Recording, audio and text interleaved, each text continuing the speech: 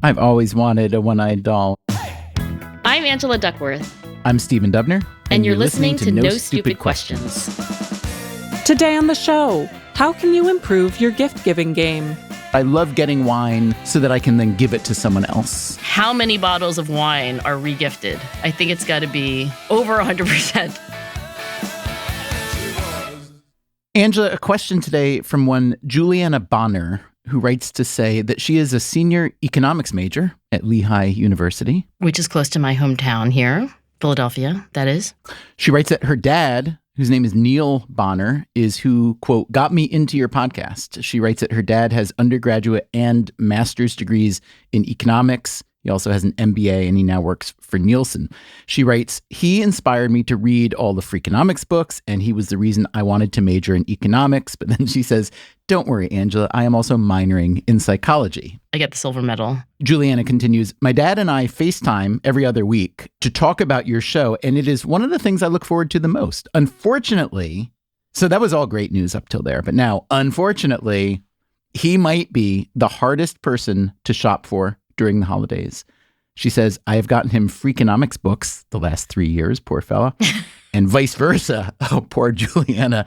And that is about the only thing he has actually enjoyed. And now, she says, I am at a complete loss. I'm reaching out to you to see if, one, you have any suggestions for economists, and two, could you do a segment about why gift giving can be so difficult for some people? So, Angela, let's start with Juliana's second question. Why can gift giving be so difficult for some people? Do you have any opening thoughts? You know, I have thoughts both on a kind of personal basis, because I would not categorize myself as a world-class gift giver, but also professionally as somebody who has looked at the literature a little bit, partly because I am such a terrible gift giver and I'm looking for research that would help me be better. Wait, you looked at the research because you're a terrible gift giver or because you are a nerd? Probably both, but I'll just say that, you know, whereas some people Google the answers to their life problems, I always Google Scholar. It's a little more efficient for me, may not be for most, but there have been research studies, also theoretical papers on this human tradition, right? I think we are the only species that gives and receives gifts. Oh, come on, that can't be so. Well, what is a gift, right? That's the question. Well, you tell me. I think that the definition of a gift, I'm sure there's research on that, which I haven't looked at. But in terms of the psychology of it, I think a gift is not simply a transaction. So if you go and take your car to Jiffy Lube and you pay your bill, we would not consider that a gift. But why not? You gave value to another person. The reason, I think, is that, at least implicitly, what a gift is like an unnecessary payment. It might be expected, but it's optional, and it's not in exchange for some other thing that I'm getting back. Although, again, there's some expectation that you'll probably give me a gift in the future. Right. So who am I to disagree with how you just defined gift giving? But sticking with the only animal that gives gifts, does a gift have to be, let's say, wrapped? Because I could imagine that most other animals would have a hard time wrapping their gifts. I don't think it's the gift giving wrapping, because, of course, we give gifts all the time without wrapping, right? Like you can send somebody an e-gift certificate. You can, buy somebody something off of a registry and I guess choose not to have it wrapped. I always find that interesting, when somebody registers for a wedding gift from Macy's or Williams-Sonoma or wherever, and then you have that option as the gift giver to pay $3.99 to have it wrapped. The wrapping itself, I think, is perhaps indicative, though, of what this thing really is doing, right? And what it is surprise. I think that's why we wrap gifts, that we are trying to prolong the suspense. I mean, if you just hand somebody, I don't know, an Alexa or whatever it is, you have zero surprise because as soon as they see it, they know what it is. What if you're giving someone a car? Do you need to wrap that? Well, they do have those huge car bows, actually. I think only on TV commercials. Have you ever seen one in real life? My step-brother-in-law is a car salesman, and they have them. And you'll be happy to know, because I've always wondered, they reuse them. So you can basically rent a bow. Now, that, of course, does not have the surprise thing, because you're not gee, I wonder what's under this bow, because it's pretty obvious that it's a car. Unless you're pretty unperceptive. But I think it's just like a vestige of this thing that we do. Gift giving is probably, I think, a pretty complex human interaction, but there's part of it, which is the moment of receipt. And some psychologists have suggested that gift givers think almost entirely about that moment of the gift exchange. Like when Stephen unwraps this, what is he going to feel and think? Whereas we kind of neglect, I guess, the rest of the transaction, which is like Stephen takes it home and then Stephen's going to use it or not use it for the rest of his life. And so the mistake that, again, some psychologists have argued is that the gift giver frequently errs in only thinking about that very first stage and not thinking about the rest of life. Well, this explains A, why Juliana is so concerned about getting something for her father that he will like, and B, why we are generally so bad at giving gifts. I would also add to the list that it is okay to ask someone. I mean, Juliana could ask her dad.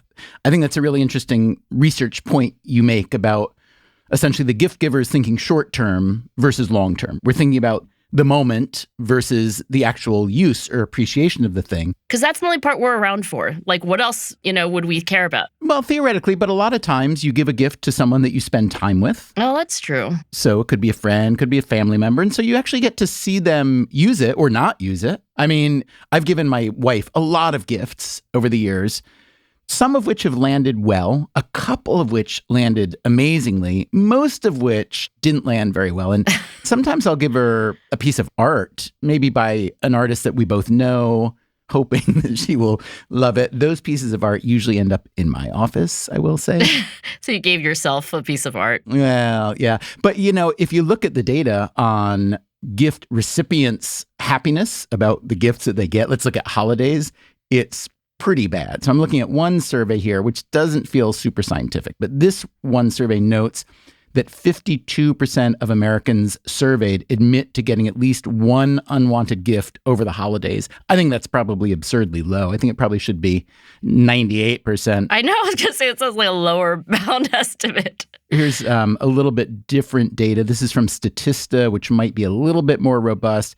It lists the gifts that people dislike receiving for Christmas. I have to say, some of these really surprised me.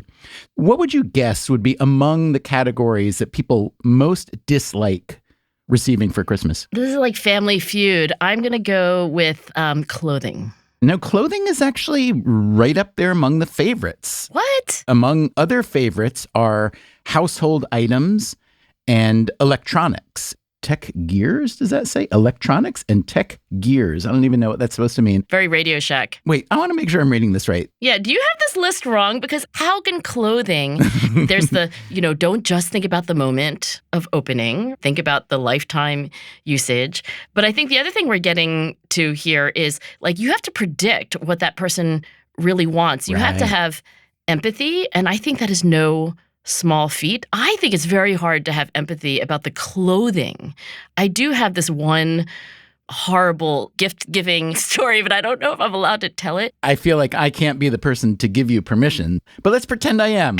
Yes, it's okay to tell the story. So one year, I think it was for my birthday, Jason goes down to the local department store, I guess, I don't know, Nordstrom's or whatever.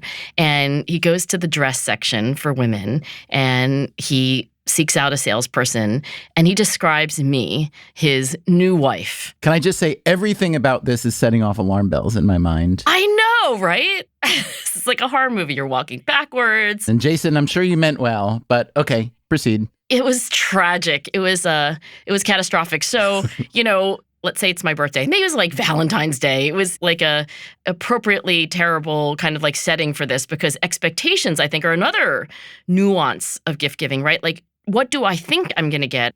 So we're newly in love. I feel like my husband really knows me. I get this huge, beautifully wrapped box with a bow on it, Stephen. And I open it up and inside is like the teeniest little dress I've ever seen. I mean, I couldn't fit my pinky into it. I tried it on, and then I wept. In front of him? Like while you're trying it on? I'm not sure whether he was there for the trying on or not. I do remember, though, feeling And again, I can't believe I'm saying this because now I'm a much wiser 52-year-old, but I was like, oh my God, I'm a whale. I felt the way many women feel when they are given a piece of clothing, which is like 4 sizes too small, which is you feel 4 sizes too big. Can I just say in Jason's defense for a moment? Yeah. Men don't understand women's clothing sizes. This is why I think that list has to have it wrong. Like, who gives clothing and feels confident that it's going to land well? Well, first of all, there are many items of clothing that aren't a small dress. Yes, facts. I'm sorry it didn't work out for you and Jason, but all I can tell you is that clothing are among the least disliked categories of gifts that people receive for Christmas, according to Statista, which now that I look at the data is only a little over 1,000 respondents. That's not bad. But listen, I want to get to the gifts that people most dislike. So clothing, household items, and electronics people like. I have to say the top 3 surprise me. Number 1, flowers and plants. Oh. People don't want them. Yeah, I don't really like them. Okay, good. I'm in that group. Number 2, beauty products. Oh, like moisturizer? I don't know. It just says beauty products. I guess it's makeup. It's anything like that. And I could imagine that there is a lot of mismatching going on there. I think in all these categories, the greater the possibility for mismatch, the greater the likelihood that there will be some dissatisfaction, right? Because I may think that you might like a certain category of something, but if I don't know enough about the items in that category, I can imagine the mismatch being quite large. Well, give me the third one and we'll see if we can make a pattern out of this. Liquor or drinks, which again surprises me because I've very rarely been ungrateful. Right, for like a nice bottle of wine. I don't drink wine, but I love getting wine so that I can then give it to someone else. How many bottles of wine are regifted? I think it's got to be over 100%. Well, let me ask you this. When receiving a gift that you don't like, should you lie? You know, there is this developmental psychology task that you use to test kids' self-control. And most people think like, oh, the marshmallow task. Well, there's another task that is sometimes used for little kids. And that is you give them a gift that you know they won't like. And how do you know? Well, at phase 1 in this task, you show kids all different kinds of toys. And sometimes they rig this because like some of the toys are brand new and the other ones are like broken or missing parts. And you ask the like 4-year-old, which of these is your very, very, very favorite? And they point to the brand new whatever it is. And then you say, well, which is the worst one? And of course, they point to the doll that has one eye or whatever, like this thing that they don't want. I've always wanted a one-eyed doll, I have to say. Wow, that is so disturbing. Because I never liked dolls because they seem too perfect and perky. But if you'd given me a one-eyed doll, man, oh man, friends for life. I'll keep that in mind. I'm going to make a note of that. Appreciate it. But in this task, Stephen, the unwanted gift is what the experimenter then wraps up all nice and fine, probably with a bow. And then, you know, after the kid's kind of like forgotten about this, which doesn't take too long, they're 4, you hand them this gift and they're excited and they unwrap it and then they get this thing they don't want. And the question is, how self-controlled are you? What do you do? There's, I think, a pretty reasonable gender difference here, which you can probably guess at. Like, which kids smile politely and thank the gift giver? Definitely the boys, because we boys are raised to be conformist, polite, and kind to everyone. Stephen. But no, it's reasonably well established that girls pass this test with flying colors relative, anyway, to boys. But my point is that when we receive gifts, it is also part of human custom to express gratitude, whether or not we really want the bottle of wine, the, size 0 dress. It's part of the ritual. And if part of the ritual is charade, as some people say, then so be it. So I would also love to know from our listeners, what's the best gift you ever received? Who gave it to you? Why was it so great? If you have an answer to that question, make a voice memo, use your phone, just talk nice and directly into the phone in a quiet place. Tell us your name and send it to nsq@freakonomics.com and we may play it on a future show. Still to come on No Stupid Questions, Stephen and Angela debate when cash is an appropriate gift. I have to say that my kids would vastly prefer Venmo to any other form of gift giving, and they have increasingly gotten their way.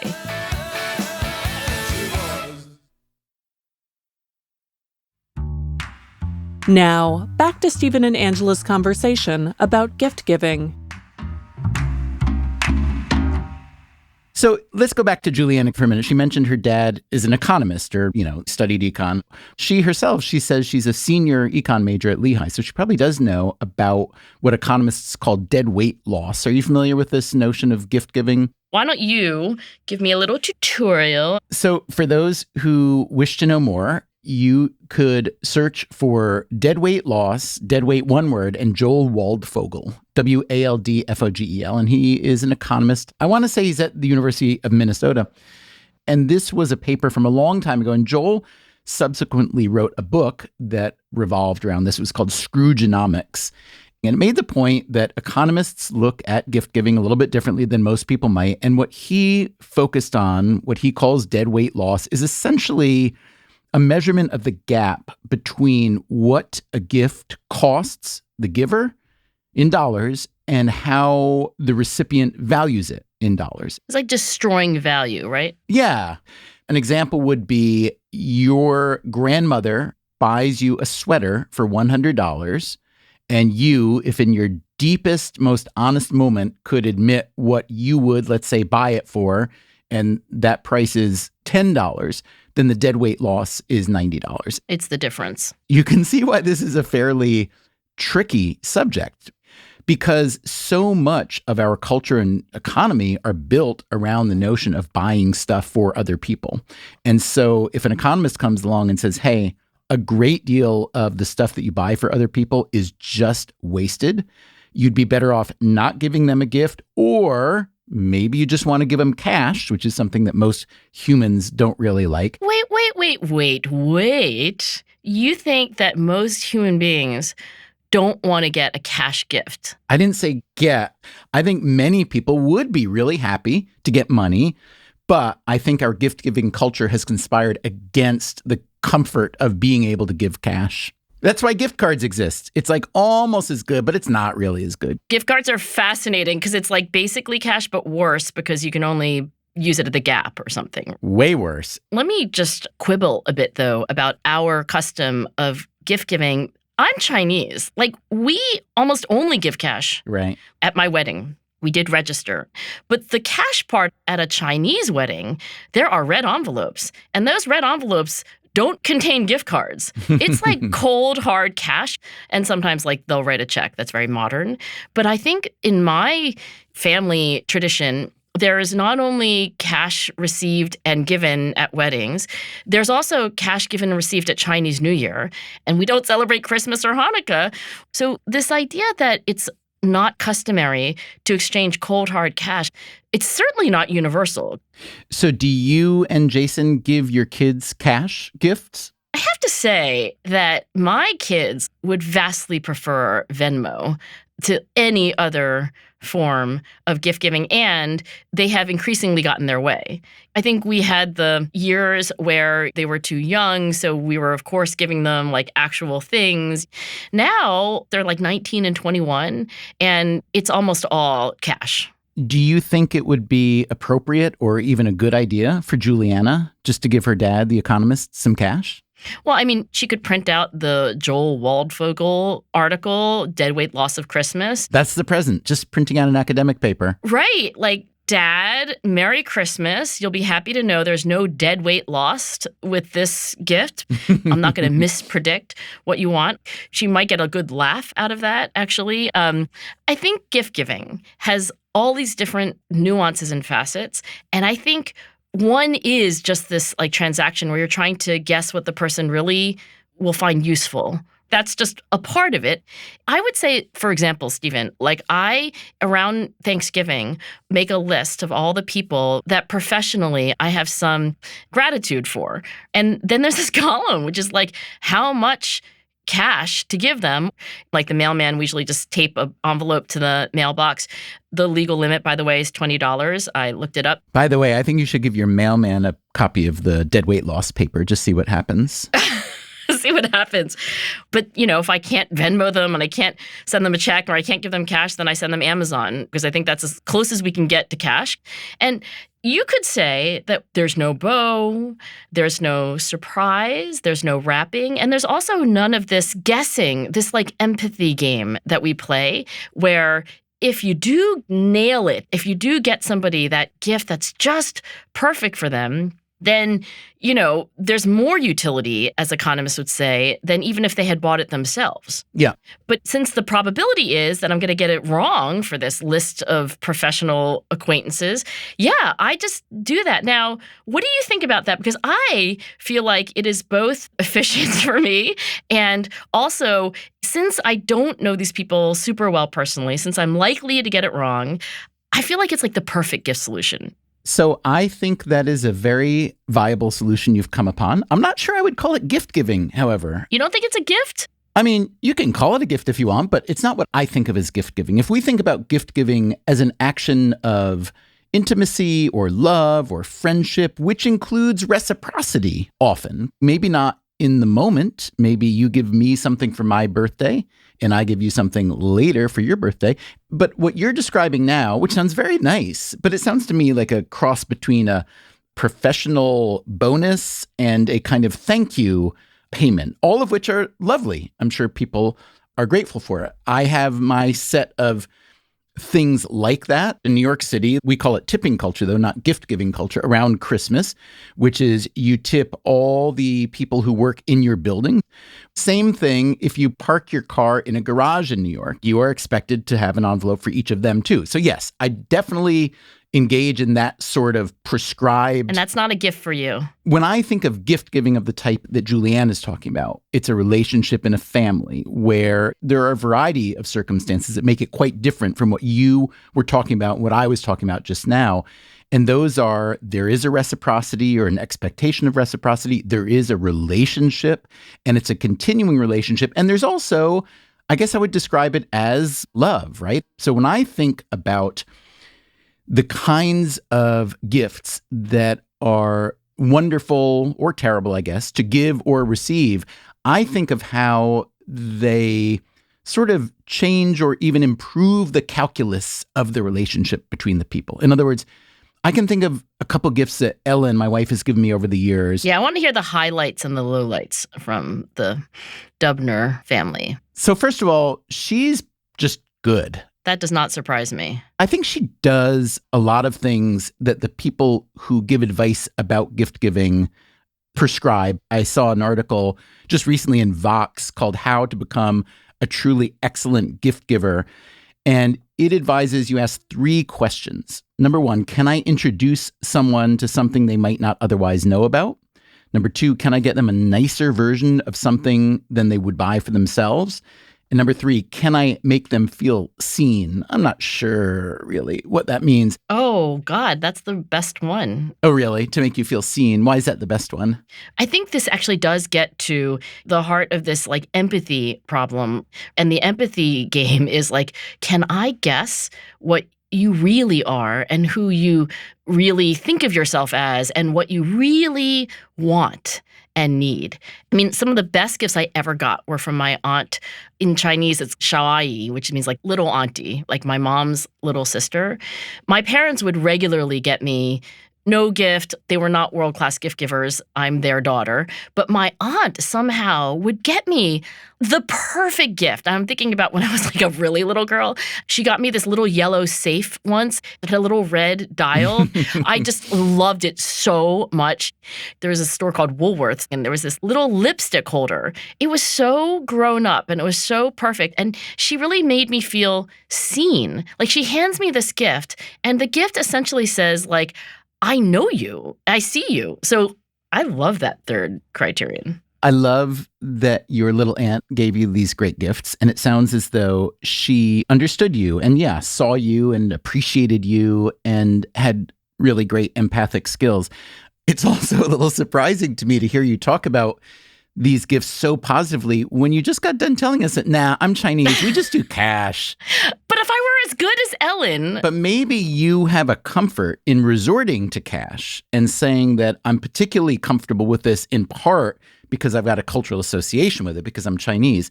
Whereas in fact, what you really, really want, what Angela really, really, really wants is just to be a little bit better at gift giving. And maybe you resort to cash because it's so darn hard. And it sounds like Juliana is having that same problem.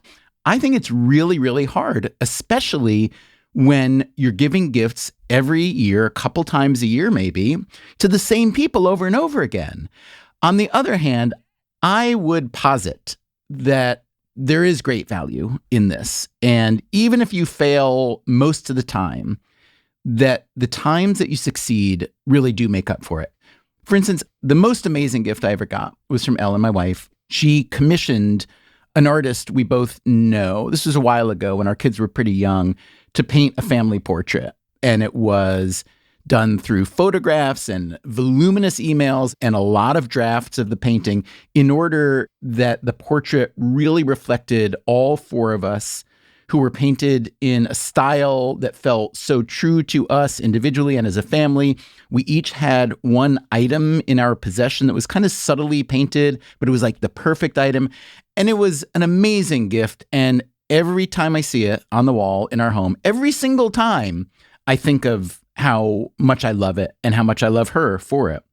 So I would argue that you, who sound a little pro-cash, but also sound like you are in touch with at least that little girl, Angela, who loves to get that yellow safe with the red knob or the little lipstick case, I think even you can sense that when it's done right, there is an emotional payoff that is worth pursuing, even if the rate of failure can be really high. Even if there's a dead weight loss on average. Okay, look, Stephen, I will concede a lot of this ground to you. I agree that if I could nail it, I would. But I like having this kind of like fallback, which probably is, culturally the script that I was raised on. Well, can I borrow from my friend Angela Duckworth and let's say both and instead of either or? I'm not saying you need to give people cash and some handpicked gift, but both are fine. You've established that giving cash really works. It's useful. People like getting it. But also, you are someone who truly has a growth mindset. And if you truly do, I could imagine that you could set a goal for yourself of becoming a slightly better gift giver over the next several years. I think there are a lot of ways to go about doing that. I mean, the best advice I've ever heard is simply don't start thinking about giving a gift when it's almost time to give the gift, because that's really hard. If it's someone that you know and spend time around, just always be on the lookout. So I find that there's a lot of fungibility in how we think about gift giving, good and bad. And I think that you have all the skills to become excellent at it if you apply yourself. I feel like this is like a pep talk. This is like Stephen Dubner trying to convince Angela Duckworth that she can move beyond Venmo this holiday season. Look, I'm not saying there's anything wrong with Venmo. Can I share one other thing with you here, though? This is an article published in the Journal of Business Research.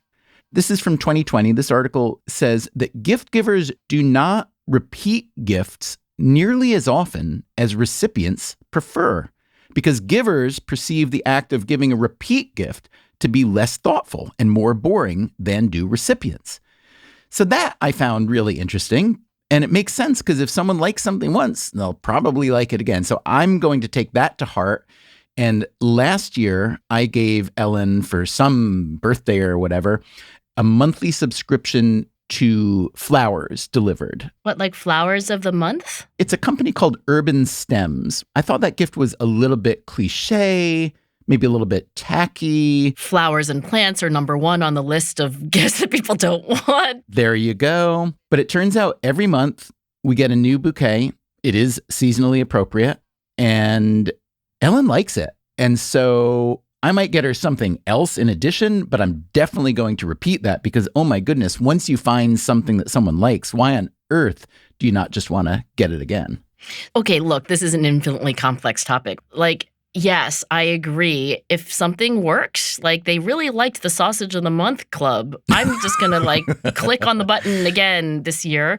And, joking aside. Wait a minute. Are you joking? Because Sausage of the Month Club sounds kind of fantastic. Actually, that would be a really good gift for Jason because he would feel seen. Look at you. I'm so proud of you. You have evolved so much in the course of this conversation. I know, so much progress. I think there's another option here. In addition to Sausage of the Month, commissioned painting as ideas for Juliana. I have the suggestion that I used with my own dad, who was also hard to give gifts to. I wrote him a letter, actually, every Christmas, and it always hit. In a way, it's like the opposite of cash. It's not exchangeable. It's unique. And I think there's an element of gift giving that we haven't quite gotten to yet, Stephen. And that is, what emotion do you think is usually the emotion that one has when one receives a gift? I would say it would be gratitude. That is right. So gratitude is experienced most when we feel like we have gotten something from someone else and it's fully refundable? No, good guess. But that they've made some sacrifice, that it took something of their effort that they sacrificed, their time that they sacrifice, or their resources. There has to have been a price to it. So when you write a letter to your dad, Juliana, you're going to show that you have put in effort. So look, it's a complex issue, but I do think that when you have somebody that you really love and it's personal and it's not professional, what else is there than a letter that could kind of hit all those notes pretty reliably? That is a lovely and great point. I will say, in this case, this is an odd one because Juliana somehow conned you and me into talking about her giving her dad a gift for the past half hour. And so she can now just send him the link to this episode. So Neil, Juliana is a crafty person, and I applaud her craftiness. I feel like we should just say, Mr. Bonner, that you have a wonderful daughter, and I hope that this conversation has been a surprise. I hope it's something that you didn't already have. I hope it was a nicer version of a podcast than you might have indulged yourself in, and I hope it makes you feel seen. So, Angela, do you think anything we've discussed today changes your approach at all? I would say this. I think that you have to ask yourself, how much of a risk taker am I? Am I going to go for the glory and try to guess at something that they don't have? It's nicer than they would buy for themselves. They're going to feel seen. I think I've got it. Or do I want to play the safe option and give the equivalent of a red envelope filled with cash? I think I'm going to make a case-by-case call, Stephen. But when I doubt myself, given the dead weight loss issue, and given how many times I really have gotten things where I was like, oh my gosh, not only do I not want this, now I have to recycle it or whatever. It's a burden. I'm going to be pretty risk averse. I don't know if that makes you feel like you've done your work as a coach, but I'm still going to be risk averse this year as I have been in holidays past. I have faith in you. We'll see how you do this year. Maybe we'll check in next year and see if you've grown a little bit, because I have massive belief in your potential to just keep growing. I would like to just add one thing. First of all, I think it's very uncomfortable for many people to ask for a gift. And I am within that category, but I am about to break my discomfort level. And I am about to say to all our listeners, it is really lovely. Many of you write to us with all kinds of words, kind words, inquisitive words, and so on. And a lot of people write to say that they want to do something for us. I will say there is something that people can do that would be a really nice gift, which is tell your friends and family to listen to this show. In the world of podcasting, the single best way to grow an audience is word of mouth. And so if you like this show, feel free to tell your friends and family. If you feel really committed, you can go onto your podcast app and leave a rating or a review. If you don't like this show very much and you do want to leave a rating or review, go leave your crappy rating on This American Life or Armchair Expert, whatever. Save your 5-star feelings for us. No Stupid Questions is produced by me, Rebecca Lee Douglas. And now here's a fact check of today's conversation. In the first half of the show, Angela says she thinks that humans are the only species that practice gift giving. This is incorrect. Certain other animals give gifts as well, although admittedly not wrapped. For example, University of Washington ornithologist John Marsluff has spent years researching how crows give presents to each other and to humans. People who feed wild crows might be rewarded with found objects.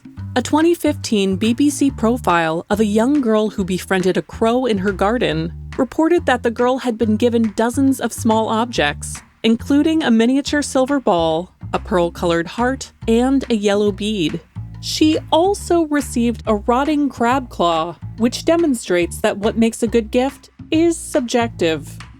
Later, Stephen doubts that attaching giant bows to cars is a phenomenon that exists outside of television commercials.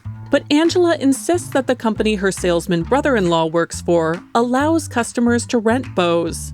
Websites like carbows.com, King Size Bow, and, of course, Amazon offer a multitude of purchasable options, from gigantic Christmas-themed bows to massive ribbons that read Sweet 16.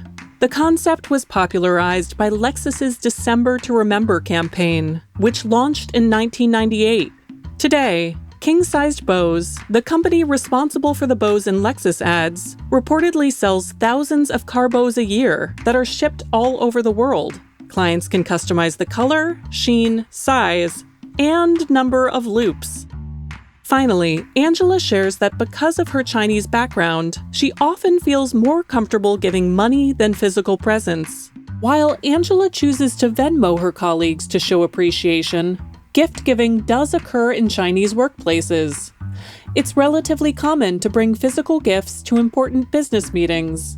Presents that have strong associations with the giver's local identity are appreciated. Gifts are usually quickly reciprocated with a present of equal value.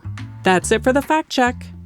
Before we wrap today's show, let's hear some of your thoughts on our recent episode on how to be a better communicator. Here's what you said. Hi, Stephen and Angela. I was a broadcast meteorologist in local TV for over a dozen years, so I've done a lot of communicating, especially taking complex information and making it meaningful. My advice? Don't try to impress a general audience by using stuff like jargon. To paraphrase the movie Anchorman, 60% of the time, it backfires every time. Hey, Angela and Stephen. This is Jeff from Philly. Great communicators start with the answer and work back from there. Getting quickly to what you think the answer is before spending time on why you think that's the answer and what data backs up your conclusion is a great way to hook your audience. And it also hopefully avoids them checking out because it's otherwise taking too long to get to the point. Thanks again for all the work you put into your weekly podcast. That was, respectively, Justin Gertz and Jeff Bladen. Thanks so much to them and to everyone who sent us their thoughts. And remember, we'd still love to hear your stories about the best gift you've ever received. Send a voice memo to nsq@freakonomics.com. Let us know your name and if you'd like to remain anonymous. You might hear your voice on the show. Coming up on No Stupid Questions, Stephen and Angela hear from a young listener who admits that he's been cheating at school for years. Aiden goes on to say, even in my favorite classes, I can't help myself but cheat on virtually every assignment. I have spent far longer learning how to cheat than the time it takes to actually do the assignment. No Stupid Questions is part of the Freakonomics Radio Network, which also includes Freakonomics Radio, People I Mostly Admire, and Freakonomics MD. All our shows are produced by Stitcher and Renbud Radio. This episode was mixed by Eleanor Osborne, with help from Jeremy Johnston. Catherine Moncure is our associate producer. Our executive team is Neil Carruth, Gabriel Roth, and Stephen Dubner. Our theme song is And She Was by Talking Heads. Special thanks to David Byrne and Warner Chappell Music. If you'd like to listen to the show ad-free, subscribe to Stitcher Premium. You can follow us on Twitter @NSQ_show and on Facebook @NSQ Show. If you have a question for a future episode, please email it to nsq@freakonomics.com. To learn more or to read episode transcripts, visit freakonomics.com/NSQ. Thanks for listening. I I've seen that painting. It's gorgeous, even for me, who's not in your family. Even for you who actively dislikes my family, you find it to be a meaningful portrait. Even me, who finds each and every one of you repugnant. The